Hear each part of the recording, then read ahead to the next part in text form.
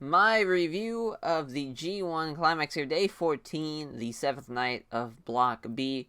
The first of the 5 block tournament matchups, Tomohiro Ishii vs. Toru Yano. Yano tries to get the buckle pad during Ishii's entrance. Ishii stops him. Yano with a roll-up. Ishii kicks out. Yano pulls Ishii's shirt over his head, does another roll-up. Ishii kicks out. Fireman's carry into a pin. Tomohiro Ishii again kicks out. People should steal that fireman's carry cradle spot from Toru Yano. This man has busted out some good shit as Yano sets up the chair on the ramp and just waits for Ishii to come fight him on the ramp. Awesome shot of Ishii's face back in the ring and just disgust looking back at him. Yano has got to make it back into the ring in time. He waits there for like 19 seconds before coming back. Just tremendous stuff.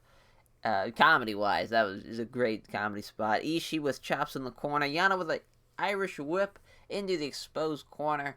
Power slam from Ishii. They trade forearm shots. Yano wins the exchange on fucking forearm shots. Ishii ducks the lariat, hits a German suplex, dropped hold into the exposed middle rope, followed up a roll up from Yano. Ishii kicks out at 2. Ishii runs and runs into a lariat from Toru Yano. Side belly to belly suplex from Yano. Ishii floors Yano with a headbutt to the chest. Ishii runs over Yano with a lariat. Yano kicks out at 2. Yano catches the sliding lariat, turns into a crucifix cradle, pin as Ishii kicks out at 2. Ishii with a crazy ass running enziguri. That shit was crazy. Hits the sliding lariat. Yano kicks out at 2. Holy fuck. Ishii follows up with a brainbuster, picking up the win. Ishii and Yano, man, they're just so perfect. It's great stuff. You see Yano busting out some awesome stuff, and he just gets into his bag and he'll do some cool shit. And it's awesome. It's awesome stuff. As 0 for 1, went with the Yano upset like a madman, but I'll take it.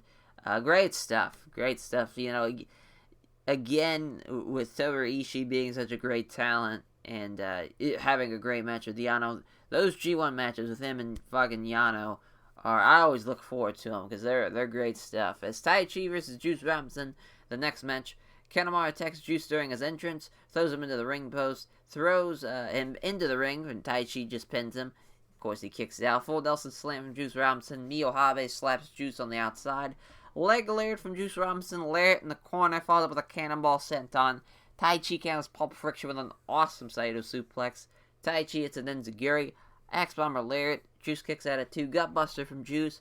Powerbomb with a stack pin by Juice. Taichi kicks out and Juice transitions it into the Boston Crab. Shout out Samoa Joe as Juice hits a slingshot plancha spot on Kanemaru. As Taichi with a whiskey shot into a ghetto clutch. Juice again kicks out. This time he kicks out at 2. As super kick followed up by the Black Mephisto. And Taichi wins. Decent match. Nothing too crazy from it.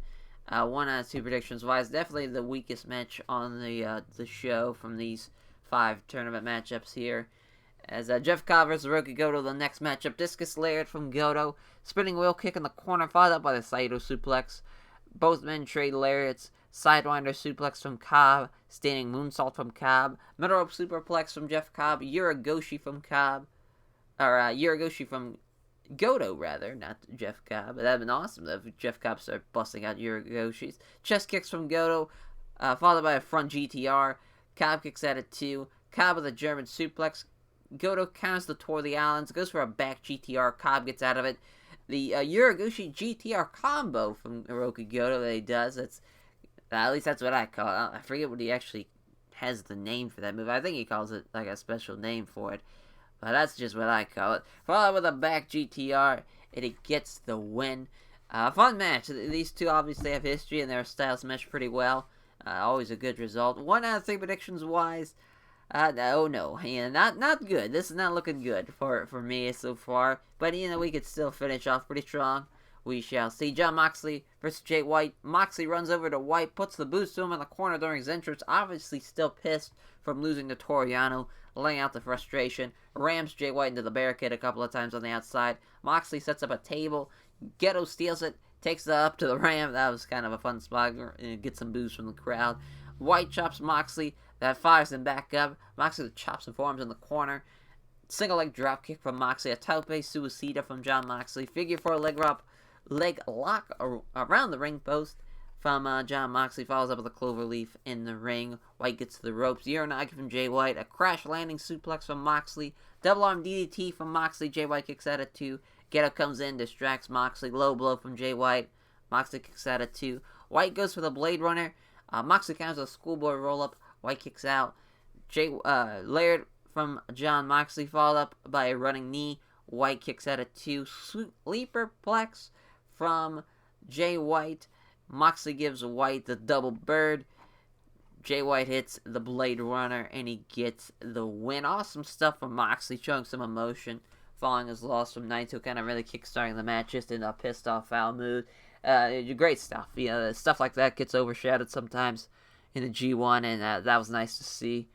And 2 out of 4 predictions wise, it really all comes down to Shingo beating Naito for me to have a positive record for the night. Let's hope for the best. So let's hope for the upset. As Tetsuya Naito versus Shingo Takagi, standing Laird from Shingo. Shingo hits another Laird that sends Naito over the ropes to the floor. Vertical suplex from Shingo. A pop-up Death Rally driver. Top rope elbow drop from Shingo. Gory bomb by Shingo. Naito starts making his comeback. Step up tornado DDT from Naito. Goes for the Gloria. Shingo blocks a capo kick from Naito. Into the flying forearm. Hits the Gloria. Shingo kicks out at 2. Powerbomb from Shingo. A Laird in the corner. Naito counters the middle rope powerbomb attempt with a Rana. Poison Rana from Naito. Shingo did not take that well. That was some scary shit. He just spiked himself right on the back of his head. Not fun. Naito runs into a lariat that just fucking destroys him. Another lariat that messes up Naito. Lariat from Shingo into a Saito suplex. Release Dragon suplex from Naito. Made in Japan. Naito kicks out too. Also too. Shingo Takagi, man. That made in Japan. Perfect one right there from Naito.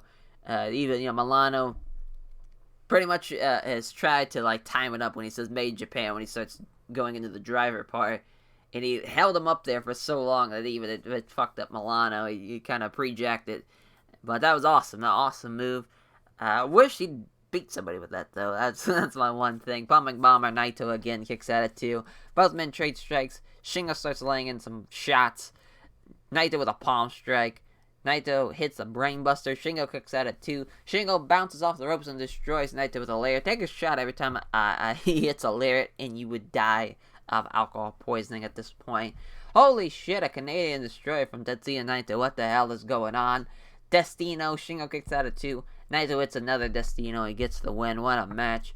Would have loved to see a Shingo victory, not just for my own selfish reasons of getting a prediction right, but more of that would have been an awesome, cool, holy shit moment of Shingo getting a big win in the G1. But that's his first one. I'm sure he'll be in more. So that's the victories will come. But Naito and Jay White winning on the show, it really shows the direction that the Block B winner is going to be. Obviously, kind of the one negative thing about the G1, if I had to say something, it's the scheduling gets released. They show what's going to happen the last 2 nights of the block tournament matchups. And I think that's a mistake because it spoils what's probably going to happen. Obviously, with those two having a match on the last day of the Block B show, that's going to probably dictate who's going to win the block. And now we kind of see this going forward. Them starting to win more and more. So that's kind of a shitty thing about the G1 I wish they'd fix. But I get it. You gotta promote the shows. Even though it is in fucking it's in fucking Budokan. If someone's gonna show up just because it's fucking Budokan, they don't care who's on the show. It's New Japan. New Japan is on the wrestling's on the market. It's not even New Japan. It could be All Japan. It could be fucking Dragon Gate. It could be anybody. It could be DDT. And fucking people show up for a Budokan show.